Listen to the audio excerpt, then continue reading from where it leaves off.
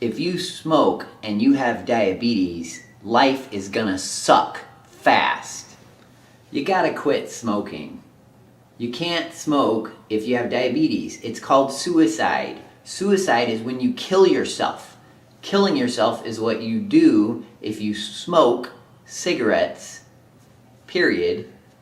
But if you smoke cigarettes while you have diabetes, you're killing yourself a lot faster. People say, I'm going to party to the end. I don't know what kind of party you go to, but not being able to have sex because you have erectile dysfunction for the last 20 years of your life because you smoke and have diabetes, that's not a party. Quitting smoking is hard. It's the most difficult, painful, traumatic thing you'll ever do. Probably, well, as traumatic as quitting heroin and carbohydrates. But changing your life is possible and you can do it. If you smoke and you have diabetes, your grandchildren will be born about the time that your health nosedives. You're not going to be healthy enough to enjoy seeing them as young children, and then you're going to die before they get to middle school or high school because you smoke and you have diabetes. If you smoke around children, you are causing increased ear infections and worse asthma, even if you don't smoke in the house. Now, if you're a real loser and you smoke in the car with your children, that's called child abuse, and you shouldn't do that. Don't smoke around children. Don't smoke outside of the house and then go into the house, because actually that's almost as bad in terms of their asthma and their ear infections. If you think child abuse is bad, then don't smoke around children. If you want to live a normal life and die of old age, then don't smoke. If you have diabetes and smoke, it's like taking all of the cardiovascular bad effects of the diabetes and jacking them up 10 times. You're going to have a heart attack for sure. You're probably going to have a stroke.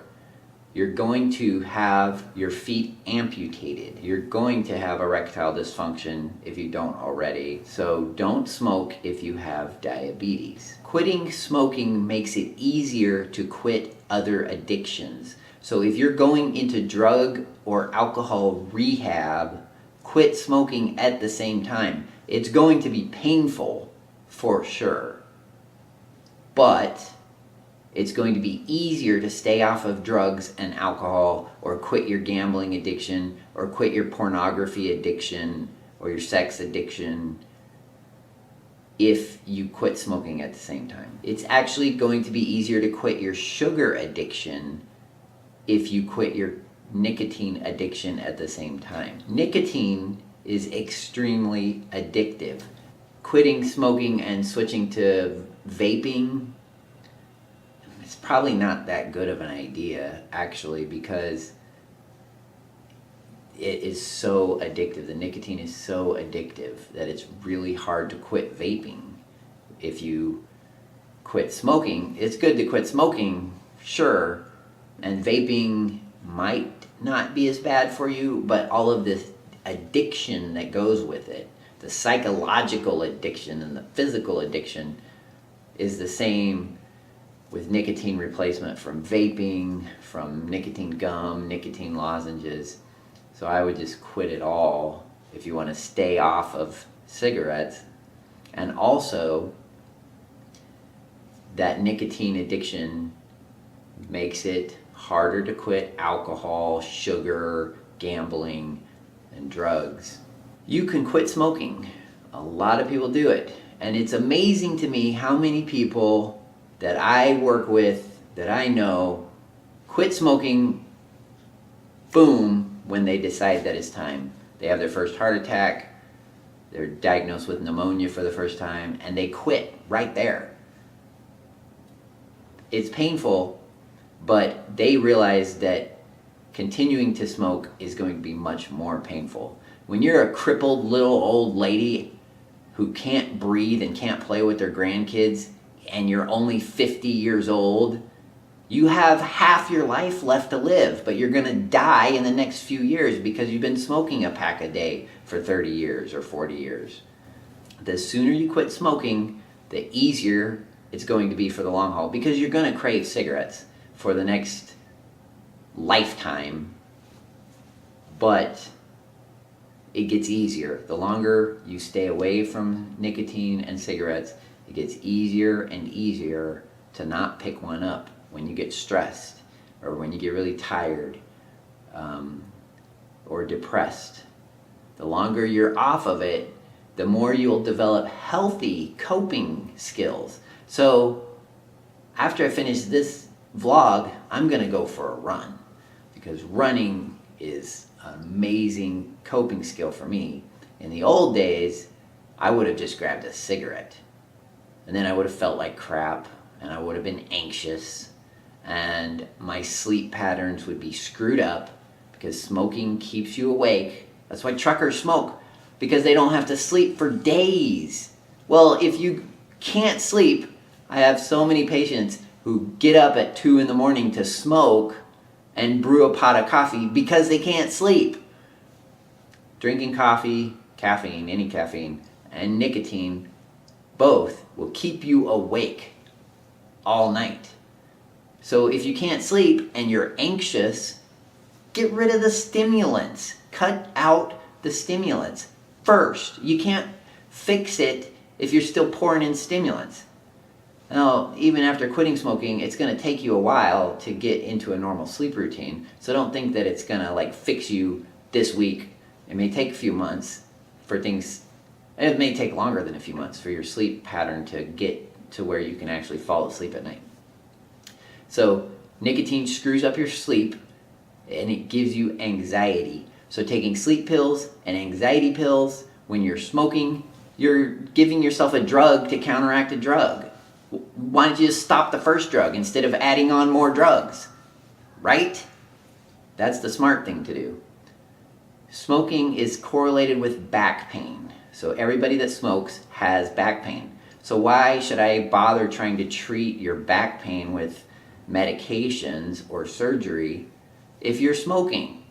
For one thing, a good back surgeon won't do back surgery if you smoke, because you're going to have a bad outcome. You're not going to heal very fast, because bones don't heal when you're a smoker. So you got to quit smoking in order to have back surgery anyway. So you're going to have back pain if you continue smoking. And your back pain's never going to get better if you keep smoking. Same with all your other arthritis. There are a lot of nicotine receptors in your gut and in your bowels. So smoking will screw up your bowels, whether it's constipation or diarrhea.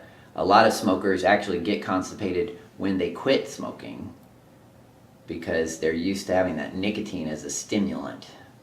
A lot of smokers gain weight when they quit smoking. But I usually tell people that that weight gain is temporary and it should last for 6 months, maybe a year. But then after a year, your metabolism has adjusted to being without the nicotine. And so now if you're fat, it's because you're eating too much sugar, not because you quit smoking.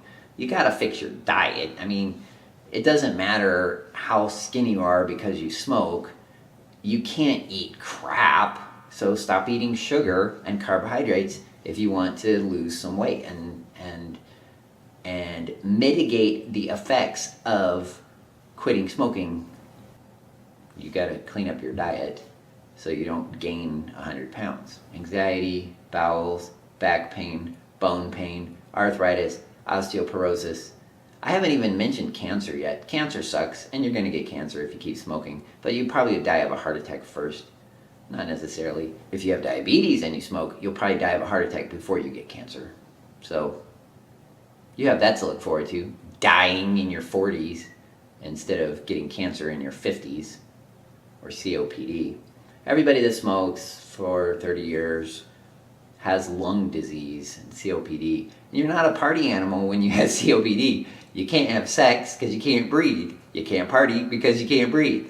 So how cool is that? So you might as well quit smoking, and then you can be fit and athletic and enjoy your family because you can actually breathe when you go to a family picnic. Quit smoking. You can talk to your healthcare provider about smoking treatment options. There are some medications that help, but you really have to decide that you want to quit. So if you take Chantix, it's a great drug. It has some bad side effects, like wanting to commit suicide, but those side effects are very rare, and they go away as soon as you stop the medication. I had a guy this week in the clinic, no lie, smoking a pack or two a day, and he said, I don't want to put chemicals into my body, so I'm not going to take Chantix. Well, you're frickin' smoking, you retard. You don't want to put chemicals into your body, so he's going to drink beer in order to help quit smoking. Chemicals, hello. I always love the patient who says, she's been smoking 2 packs a day for 40 years and she has horrible lung disease and she's going to die in the next couple of years, but she doesn't know that yet. But I wanted to give her an inhaler so she could actually breathe a little bit. I'm not going to put those chemicals into my body. Well, you've been putting chemicals into your body for 40 years, so now here's a medication that can help. Okay, so quit smoking. It's the best thing that you can do for your health, period. There's no reason on trying vitamins and a fancy diet if you're smoking, because smoking is going to cut your lifespan by 20 to 30 years, and heart attacks and cancers and strokes, all the bad stuff happens when you smoke. So quitting smoking is the most important health change you can do for yourself and your kids and your family and your dog and anybody that actually loves you. Quitting smoking is the most important thing you can do.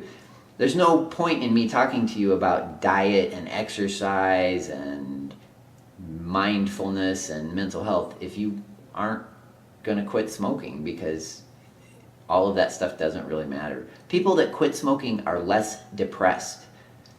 I could start an antidepressant medication, or you could quit smoking, and the effects at 6 months time period are the same. So if you quit smoking, you're going to be less depressed at 6 months, just like you were taking a powerful antidepressant medication. So if you're taking an antidepressant medication, but you're smoking, you're counteracting it. So quit smoking. If you don't want to be sad and depressed and have stinky breath and make me Lysol the clinic after you leave because you stunk up the place because you've been smoking. It's easy to forget that you smell bad until after you've quit smoking. But the fact is, you stink and nobody wants to be around you, and you're not cool because you stink. You smell bad. I don't like to be close to you because you smell bad because you smoke. So quit smoking so you won't stink. Okay, enough ranting. I really do just want to encourage you, because quitting smoking is the most difficult thing, and I really have a lot of compassion for you, because it's really, really hard to quit smoking, to actually want to. Because the fact is, you enjoy smoking. Smoking is fun. It makes you feel good. It's an instant fix to your emotional troubles. When you're feeling down, you have a cigarette. When you're feeling stressed, you have a cigarette. Now, of course, it makes all that worse. It makes the depression worse and the anxiety worse, but you don't feel that at the instant that you smoke, because you get this rush of nicotine to your brain. It actually, when you inhale, it gets to your brain faster than if you inject it into your vein. So, because it's absorbed in the lungs instantaneously and it goes straight to your brain. So it's an instant fix, which is why it's so addictive, because your brain knows that all you gotta do is light up and then boom, it's an instant fix to the drug. But I want you to quit smoking because I care about the children in your life, and you're going to be giving them asthma and ear infections and colic and a weak immune system because you smoke, even though you smoke outside the house. It's bad for the children in your life.